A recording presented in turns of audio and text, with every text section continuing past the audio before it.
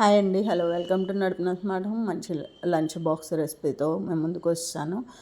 Pulihora with garlic potato fry అనమాట. చాలా easy and simple. ఇప్పుడు దీనికి ఒక 2 కప్స్ ఆఫ్ వాటర్ తీసుకుంటున్నాను. 1 కప్ ఆఫ్ రైస్ని ముందుగానే 30 మినిట్స్ ముందే కడిగి సోక్ చేసి పెట్టుకున్నాను. తర్వాత సాల్ట్ వేసుకుని దీన్ని మూత పెట్టుకొని కుక్ చేసుకుంటున్నాను. ఇప్పుడు కొంత టైం అయిన తర్వాత ఇది బాగా కుక్ అయిందండి. కుక్ అయిన తర్వాత దీన్ని కట్టేసుకుంటున్నాను అనమాట.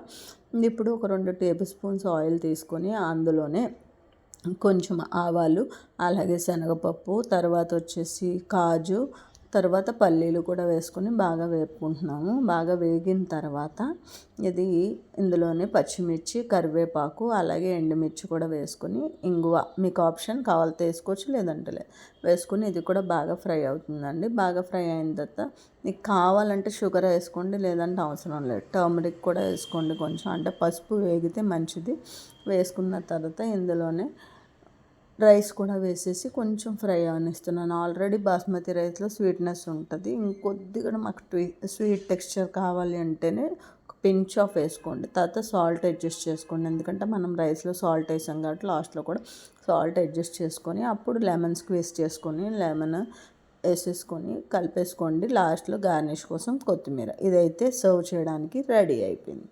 ఇప్పుడు మనము పొటాటో ఫ్రై చేద్దాం. పొటాటో ఫ్రైకి పీల్ చేసి ఉడకబెట్టుకుంటున్నానండి. స్టీమ్ మీద ఉడకబెడుతున్నాను పొటాటోస్. దీనికి ఏం చేయాలంటే కొద్దిగా వాటర్ వేసి స్టీమ్లో ఉడకబెట్టేసిన తర్వాత ఇప్పుడు నేను మిగతా ప్రాసెస్ ఆయిల్ వేసుకున్నాను. ఒక 3 టేబుల్ స్పూన్స్. స్లో మీడియం ఫ్లేమ్లో ఫస్ట్గా స్లోగా కుక్ చేసుకోవాలండి. అంటే ఆల్రెడీ కుక్ అయిపోయింది కాబట్టి బాయిల్ అవ్వకుండా దీన్ని జస్ట్ ఫ్రై చేయాలి. ఏదైనా పచ్చివాసన ఉంటే పోతుంది.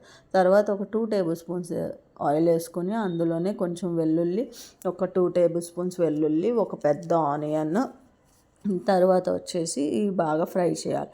ఇది ఫ్రై అవుతూ ఉన్నప్పుడే ఒక ఫుల్ టమాటో అండి. తర్వాత సాల్ట్. టమాటో మీ ఆప్షన్ కావాలి వేసుకోండి. మాకు డైరెక్ట్ ఫ్లేవర్ కావాలన్నా మీరు వేసుకోకపోయినా పర్లేదు.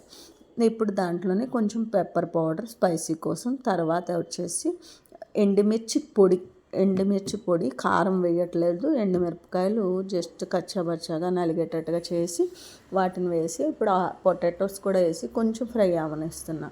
ఇది ఇలా ఫ్రై అయిన తర్వాత కొత్తిమీరతో గార్నిష్ చేసుకొని దించేసుకోవడమే. దీన్ని లంచ్ బాక్స్లోని మనం పెట్టుకోవచ్చు. తర్వాత ఇంట్లో కూడా ఎవరైనా వచ్చినప్పుడు లేదా పూజ టైంలోని పొంగల్లో చేసుకుంటే కూడా చాలా బాగుంటుంది. సింపుల్ అండ్ టేస్టీగా ఉంటుంది. నా ఛానల్ కనుక మీకు నచ్చితే లైక్ చేయండి, షేర్ చేయండి, సబ్స్క్రైబ్ చేయడం అయితే అస్సలు మర్చిపోవద్దు. Thank you for watching my